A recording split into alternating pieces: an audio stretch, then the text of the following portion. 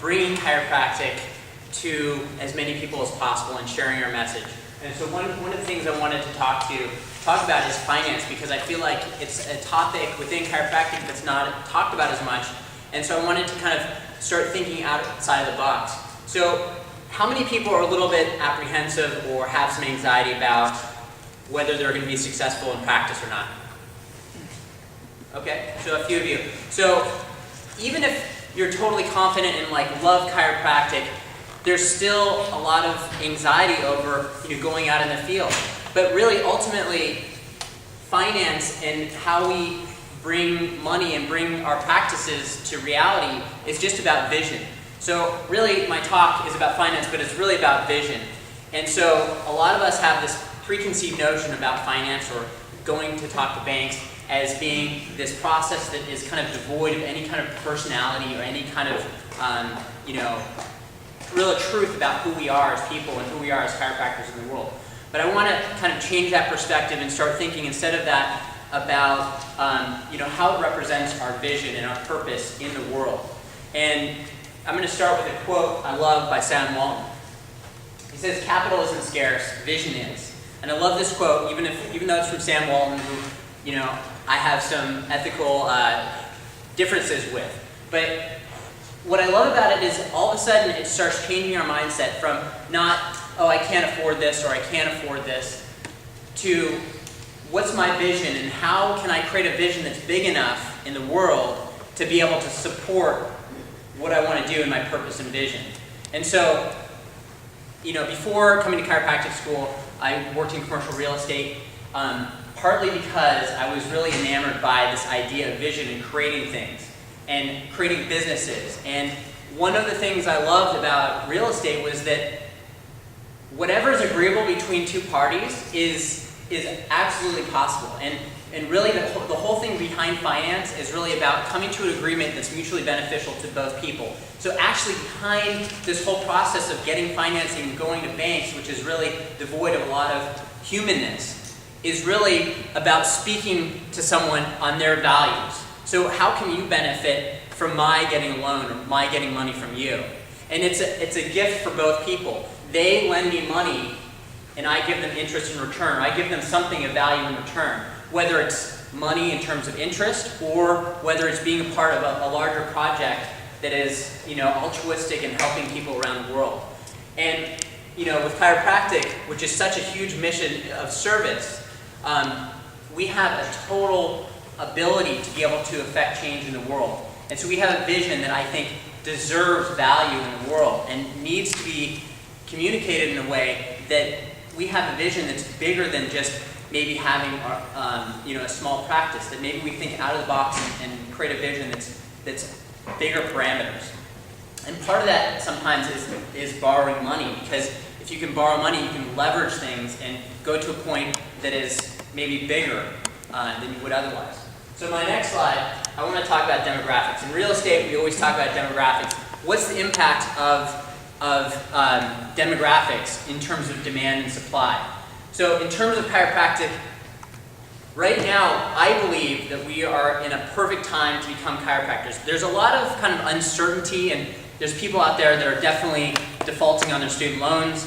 But at the same time, right now what's happening is baby boomers are starting to retire at ever-growing numbers. It said in 2013 that over 1 million more people are retiring from previous years. And so those people that are retiring are going to be needing a bunch of different things in terms of health. And especially baby boomers are more apt to being open to more holistic approaches to medicine. They're already dissatisfied with the current state of health. They're going to the doctor and they're getting treatment, they're getting drugs, and we all know the story. And their health is not improving. So even though they're spending all this money on health, their health is declining, it's not improving. And so they're looking for answers out there. And so a lot of people I hear talking, and they say that chiropractic is being oppressed by the medical community. And I actually don't believe that. I actually believe that it's not that medical doctors are oppressing us as chiropractors. It's really that we're just disempowered in areas of communication and in areas of finance as well. and about having a bigger vision that is stepping outside of our box and having a vision of affecting many people. So I thought this graph was interesting. And so in terms of what the implications of this are, this is a marketing analyst who basically wrote up a paper on looking at what the impact of these generational gaps and demographics were in the world. And so as you can see, there's different fluctuations in terms of interest and lifestyle. But one of the constant factors is health.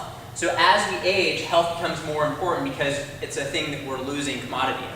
And if you look at it in terms of our values, those the things that we are devoid of most become our highest values. So this is a perfect example of Americans and the world, as we age especially, is more and more devoid of health, and therefore more and more in need of health. And what better service and practice and art to practice than chiropractic in terms of delivering that preventative care, that health, that approach that basically helps the nervous system and helps the body heal itself from the inside out. So next I want to flow into this idea of collaboration.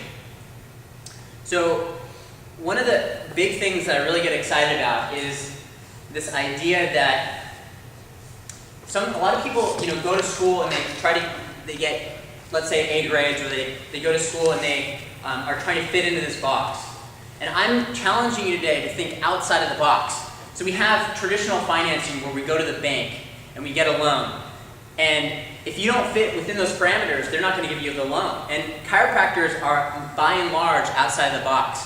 So they're probably not going to give you a loan. It's very rare for chiropractors today to get business loans starting out with no collateral, because there needs to be some sort of an exchange. And if they can't check the box, they're probably not going to give you a loan. And so what's happening now, and I love this magazine, I highly recommend that you check this out. It's out of Bainbridge, and it's all about highlighting positive things going on in our community.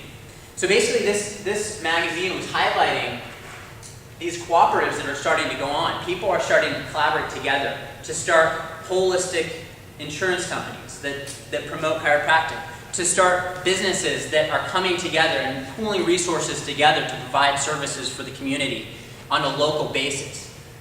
And I think I'm totally inspired by this. And I feel like this is something that we can do as chiropractors, is team together, is pool our resources. And so one of the ideas that I thought of came from an idea from a book called True Tales from Another Mexico. And it's basically about the Popsicle Kings of Mexico. And I love this story because it starts out with these Mexican farmers from the state of Michoacan, from this tiny little town, who basically were bored. And they said, we're in the off season, we don't know what to do. But they had tons of fruit, they had a lot of connection to the land, and they basically decided, hey, everyone loves popsicles, everyone loves fresh fruit. Why don't we start making a business around selling popsicles? And so these small-time farmers basically started producing natural popsicles that they basically started selling in carts. And that boomed into all of a sudden they had a store. And then they started hiring young people to work in the stores. And then those stores became very successful. And then they wanted to open another store, so they started opening another store. And what they did, because they basically wanted to promote these people to move through the system, and they didn't have this concept of the hierarchy of a normal corporation. So what they started to do was they promoted these people and gave them financing to start their own businesses, and basically gave them the help to move them through so that they could practice in their own ways and start their own businesses. So it wasn't a normal hierarchy of corporation. Instead, it was more of a system of supporting, of financing these young entrepreneurs into business.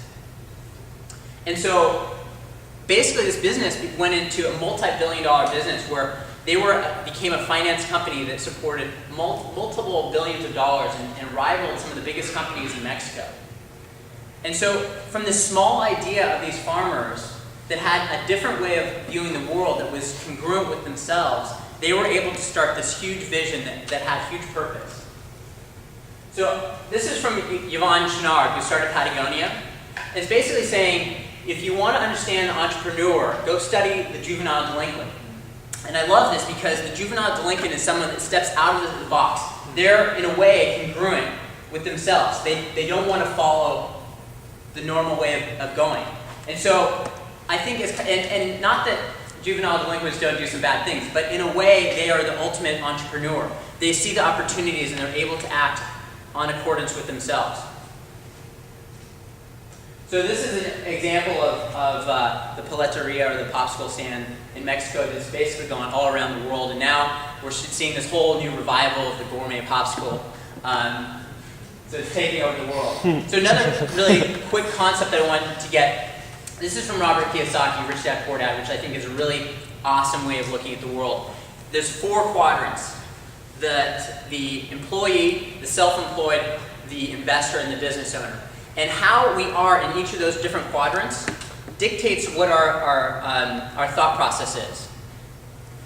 Generally, the employee is, I can't afford that. Self-employed is, how do I do that on myself? So there's advantages and disadvantages of each category, and I encourage you to look into this a little bit more. The basic concept I want you to get is that we can be in all of these 4 categories in anything that we do. We can be the employee, we can be the self-employed, we can be the business owner and the investor. And so, so basically my idea is using people that are successful in practice to help finance people that are starting out in practice. So wouldn't it be awesome if you were a chiropractor that was successful, if you were able to support upcoming chiropractors that you believed in their mission, you saw the spark in their eye, the fire that was going on, the true expression of their life force, and you wanted to support them with giving back. And in return, they would pay you interest or whatever you agree upon, whatever is mutually beneficial for you both, as long as you're speaking on the same terms. But what about creating a platform that we basically are able to do that on a massive scale? I'm going to skip forward a little bit. So Kiva is this concept of basically creating these microloans. So what if we do a concept like Kiva of giving these microloans, or even larger loans, or like the free loans, the Hebrew Free Loan Society, which basically gives low interest or no interest loans to individuals. What if we were able to do that for individuals on a chiropractic platform to be able to support people to start their vision and practice on a bigger level? And this is something that I think a lot of people are afraid to loan money, and lending can go for you or against you. And if you're aligned with your passion and purpose, how many people are willing to work hard for that vision and purpose? Probably every one of us. So, I think it would be a platform ideally that would be congruent with who we are, and it would have checks and balances to make sure that we're acting in congruence with our vision and purpose.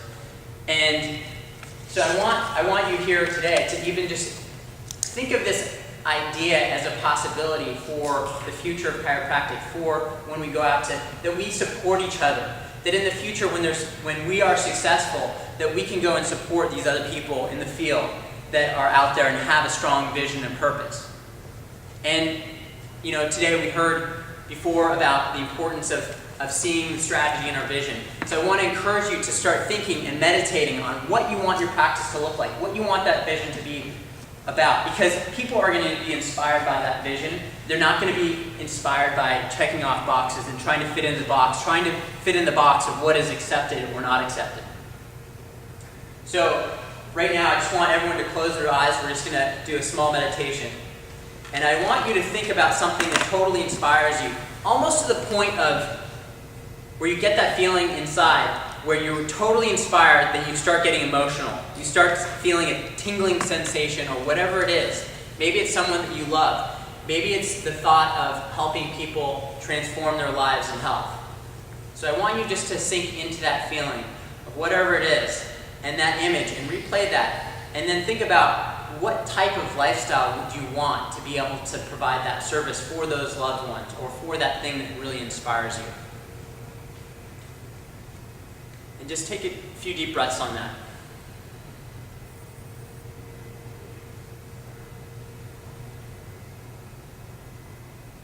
And as you go through these images, a good mechanism for me is if I feel moved in that moment with that image, then I know I'm on the right track. Because when we are congruent with our values, we expand. And when we're not congruent, when we're not on something that doesn't really move us, we contract. And so I want to thank you very much for your time, and think about your vision.